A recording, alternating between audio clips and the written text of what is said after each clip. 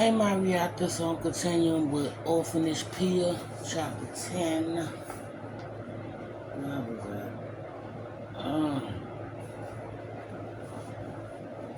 Where were I at?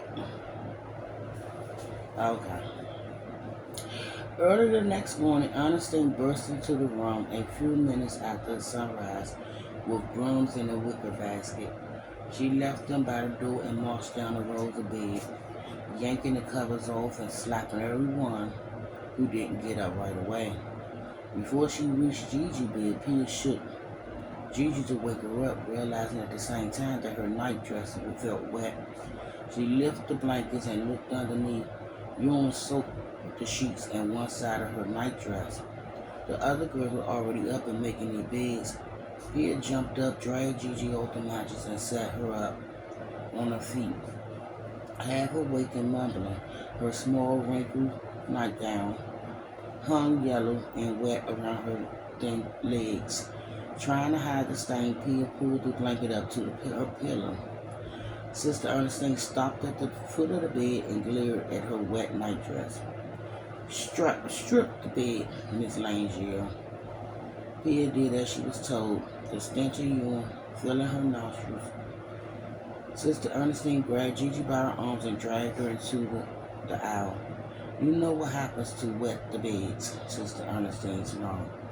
Gigi started to cry, struggling to break free of her grasp. Sister Ernestine pulled a leather strap from beneath her habit and lifted it in the air. Pia rushed towards her, one hand up to block the strap, the other reaching for Gigi. Stop, she cried. She didn't do it. Sister Ernestine froze, staring at her. What did you say, Miss Lange? I said she didn't do it. I heard that, but apparently you had already forgotten the proper way to address me. I'm sorry, Sister Ernestine. She didn't do it, Sister Ernestine. A savage glee danced in the nun's eye. Then who did? Me, Sister Ernestine, Pia said. I did it. Sister Ernestine let go of Gigi, who ran whimpering into Jenny's arms. Come take your punishment then, Miss Lange. But it was my first night here, Sister Ernestine, Pia said. I was exhausted and scared, and I didn't know if I was allowed to get up to relieve myself. And I don't know where to go. I tried to hold it, but that's no excuse, Sister Ernestine said. She gestured for Pia to move closer, the leather strap hanging from one hand. The other girl stood silent, barely moving. A few of the younger ones started to cry. Pia did as she was told and closed her eyes, bracing herself. The leather strap hissed through the air and slapped against her wet nightdress, hitting the back of her thighs like a knife. Her knees gave out and she collapsed on the floor, her thighs on fire. It felt like her skin had split open.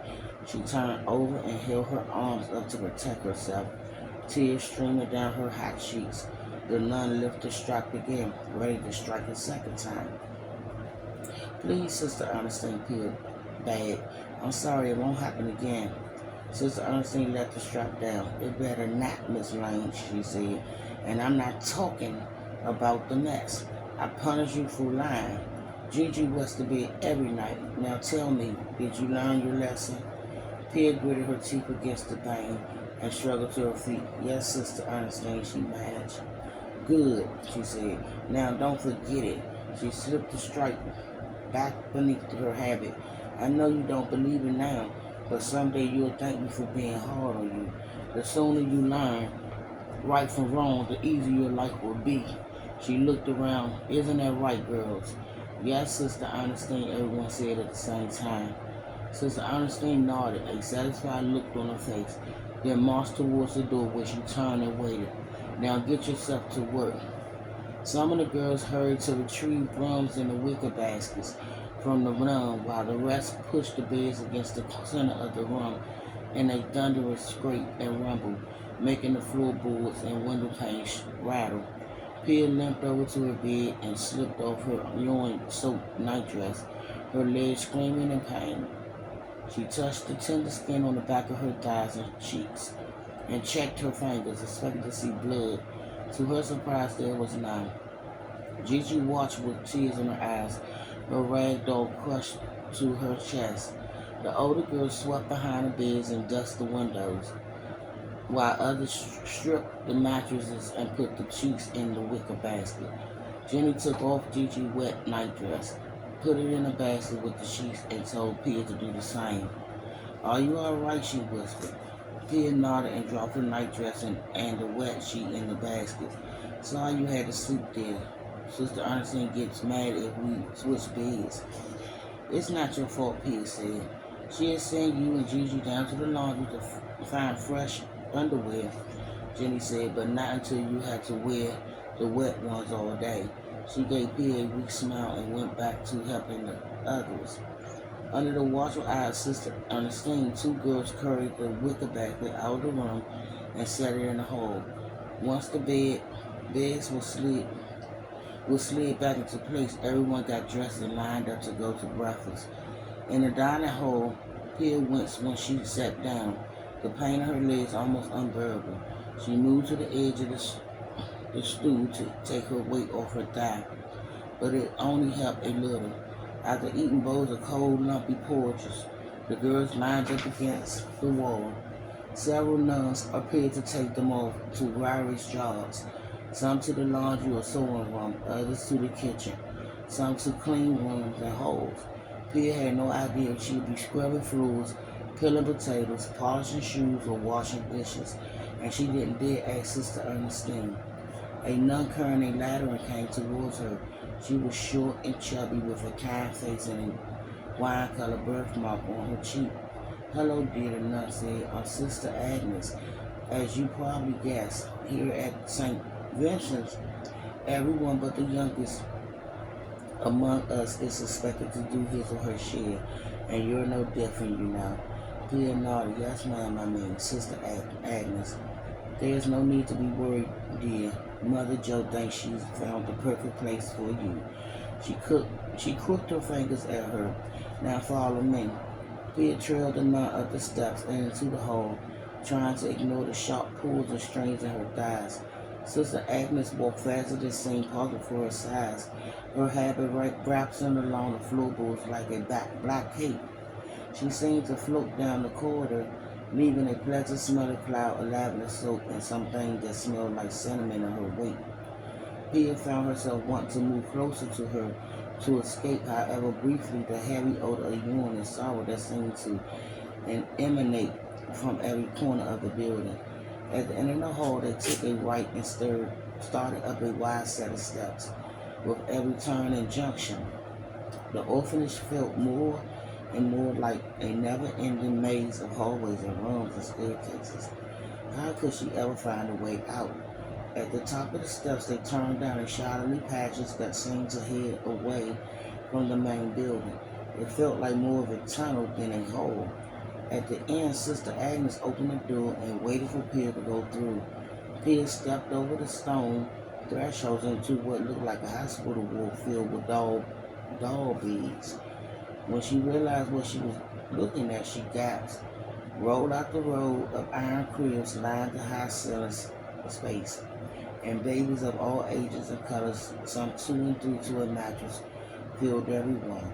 Some stood, red-faced and whining, collapsing the tall white crib bars in their small fists, while laying on their backs or their side, or sat up drinking bottles or sucking their thumbs and fingers. Immediately scanning the crib for Ollie and Max, Pia blinked back tears, cursing herself for crying and making it harder to see. Most of the babies appeared peaked and thin, while some looked clearly ill. A toddler with patchy brown hair balanced on one leg, his other leg shrunken and crippled. Another little girl was blind, her legs half closed, her eyes milky and white.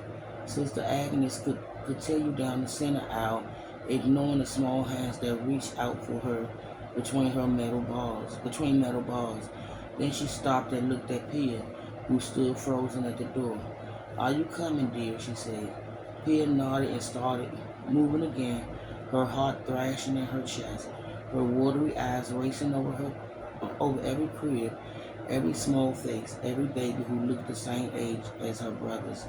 One baby was souped in, the next two bald, That one had that one had dimples. This one had red hair. That baby nose was too wide. The next one cheeks too plump. Then she saw a blonde-headed and blue-eyed peeking out between the white bars of the cribs. A baby boy sitting up and staring at her. She rushed over and picked him up, certain it was Ollie or Max. But her heart sank. It was a girl. Sister Agnes hurried back to where she stood, took the baby from her arms and put her back in the crib.